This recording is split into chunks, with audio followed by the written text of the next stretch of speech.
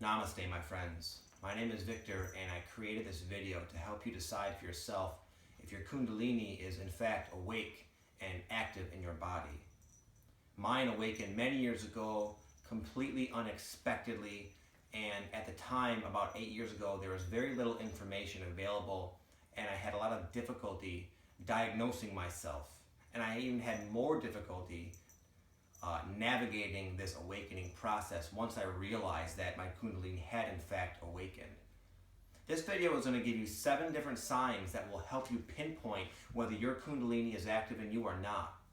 And my YouTube channel is about navigating the awakening process once your Kundalini is active, because that is only the beginning.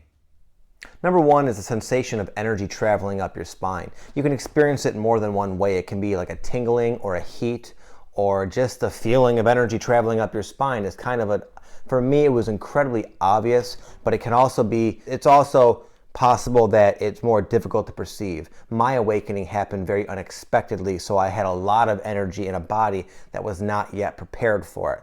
And the feeling you get is the energy touching and like bumping up against blockages. So if you're already a very purified being and yours just kind of happened to kind of start trickling out and awakening in a more natural way, then this phenomenon might not be as noticeable. But certainly energy traveling up your spine that you don't really understand where it's coming from is a pretty telltale sign. Number 2 is the experience of energetic blockages, which are like pockets of energy that is experienced similar to like a sinus pressure all throughout your body. Typically, because the Kundalini energy wants to make its way up your spine and then out the top of your head, it gets kind of pooled in our head, in our forehead, in our neck. So these upper chakras tend to become the ones that get blocked a lot. A lot of other chakras can get blocked as well, but the more like obvious symptoms is when it's in your face and in your head, because it's also associated with a clouded, it's kind of challenging to pick up the words you want to use. Your thinking is kind of clouded. You feel kind of foggy and just kind of out of sorts, just like a real heady experience. And you can know this is your Kundalini when it moves around. You can actually focus your intent on it and bring it back down. It's not easy to do, and I don't recommend doing that, but the possibility is there. And if you're able to move it around, then it's not just sinus pressure, it is your Kundalini energy. 3 is the experience of memories from your past, perhaps memories that you haven't thought about in maybe decades for some of you when you were just a young child. They start to bubble up to the surface into your conscious mind, and you could remember them in dreams, or it just kind of hits you out of the blue one day. Just old memories, usually that carry an emotional component with it, not just a random meaningless, mundane memory, but more of a memory that had somewhat of an impact on you. And there's an emotional charge to it. And that's what the purpose of the Kundalini is. It's to purge your body of these repressed blockages, which can be a fear or an emotional trauma or many other difficult experiences that we've kind of stored within our being that is obstructing the free flowing of the Kundalini. These things start to surface in you, and they can just pop into your mind, and you'll notice this happens more than once. It's not just a random thing. It'll just basically won't stop until your Kundalini awakening is complete. 4 is divine encounters, and this can come in many different ways, just more unordinary experiences that have a divine quality. The energy in it of itself, especially when I was newly awakened and this energy would just start rushing through my body whenever it wanted to, had a divine quality. When it would rush through up my spine, it would feel ecstatic. It was like a otherworldly state of like spiritual ecstasy. The best way I could put it. It felt like my whole body was like having a freaking orgasm. It was amazing. And there was just a sensing and a knowing that this is like God or the divine, however you want to label it, is up to you. It doesn't matter and it doesn't care. It's an energy, it's a reality, it's an experience, and it feels very blissful, and it just has a loving energy. It's a wonderful, super, extremely awesome experience. And that's just one way. You might have other divine encounters where you just feel the presence of perhaps like your spirit guides or people who you know who have crossed over and died. You might feel them with you. You might see them.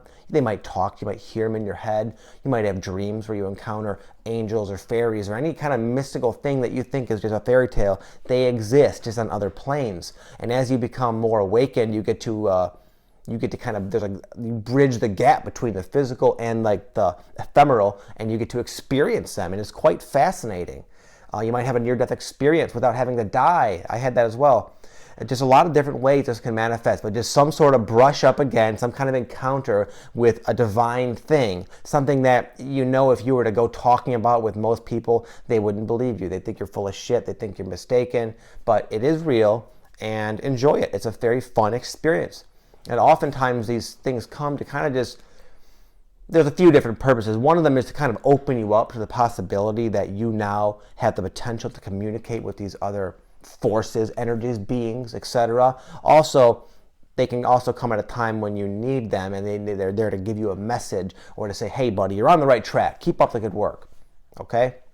A noticeable, obvious shift in your perception of your experience on earth, reality. And this is not something that like, well, everything takes on like a bluish hue. It's not something very specific that I can pinpoint. You just start to see the world differently. For me, I started to experience it, everything seems more dreamlike. People seem more like what they actually are, which are just projections of my consciousness. It's again, just more dreamlike, more fake, more like subject to my own influence in a way, not in an egoic, cocky, I control other people sort of way, but in a I am the co-creator of my own existence and reality sort of way. It becomes not so much just an idea that you choose to believe in, it becomes an actual experience. And it's not something that just kind of snaps into your, it's not something that happens suddenly, because that would be probably too shocking. It's a very gradual process where after a while you just start to realize, wow, I have changed, or out there has changed, something's changed, and it just kind of sneaks up on you. Now there's it's a very minute percentage of people have all this happen all at once. Like the famous spiritual teacher Eckhart Tolle, he had his full-blown awakening in like one night, one instant. This is rare. Good for him. We got to go through this freaking process, but it can happen that way. But for most people, you can expect it to be sort of gradually, because it's so earth-shattering. A lot of the changes in your consciousness become so just so big, so earth-shattering, so like, such a what's the word? Such a paradigm shift. It's so intense that if it was just to kind of spring on you, which I know a lot of you probably want, it would just be too much. We can only handle so much. We want the world, but we are, after all, just human beings with a relatively limited state of consciousness, and we can only handle so much. More abrupt and more frequent than usual life changes, and this could happen in the form of relationships, your career, where you live, your hobbies, your interests, your diet, just like earthly sort of stuff begins to really kind of quickly rearrange itself, because you yourself are changing very rapidly, and your world is a reflection of you. And as you change, your world changes, and you'll experience it in a practical, grounded manner of, oh, I got a new job. Oh, I broke up with this person. Oh, I no longer like doing this. It seems fairly like an empty hobby. I'm more drawn to this. It fulfills me. It could happen 1,000 different ways, but you'll experience a lot of changes. You might move several times. I had to sit for a moment and actually just like count how many times I freaking moved in the past 8 years. Wild changes. There was a time when me and my wife, we had built up like a nice little existence that we were real young. Her parents bought us this nice big house. I created a business in the basement. We kind of like were real set. But as we started to awaken, I realized that we didn't like the area we lived in. All the people around us were they were a lot older than us. Not to judge older people, but it was a very like unconscious crowd of people. And they all kind of didn't like us because we triggered them. And it just became like very obvious that we did not like it here. And it became so compelling for us to leave that we we started kind of manifesting these wild experiences in our life, like our neighbor tried to kill my dog, and just kind of crazy shit like that. That, you know, your world will start to push you out of a situation that you're not really meant to be in any longer because you have changed. And it just happens at seemingly an alarming and kind of, again, faster rate. It doesn't have to be necessarily, but it's a very common side effect of the drastic changes that are reflective of your Kundalini becoming active within your body. Number 7 is just a gut feeling that you are on a path of awakening. You somehow just, one way or another, come into the information, maybe just watching this video, but you come into the realization that you are being led on a path to a full embodiment of your potential soul self here in the physical, just like a Jesus Christ, just like a Buddha, okay? Sorry if that offends you religious guys, but they're fully realized human beings. They have ascended to their spiritual self while still in the physical. And that's what the Kundalini awakening is aiming to do. Not everyone will have that experience, although everyone absolutely can. And I believe most people who are awakening now will, because of the changes going on in the planet. It's becoming much more common, much easier, and much faster to awaken. That is like where we're at, evolutionary speaking, as a species. We're awakening.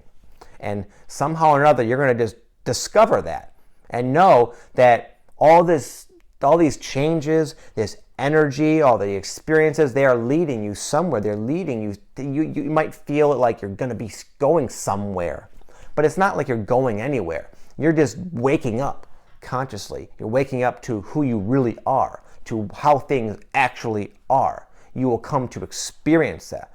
I'm not trying to impose or suggest you believe any of this. It won't be a belief. You're going to transcend beliefs and thoughts and mental concepts of what divinity and spirituality and God is. You will experience it. You will live it. You will be an example of it. So other people can see your light, see your authenticity, and therefore they themselves may choose to wake themselves up.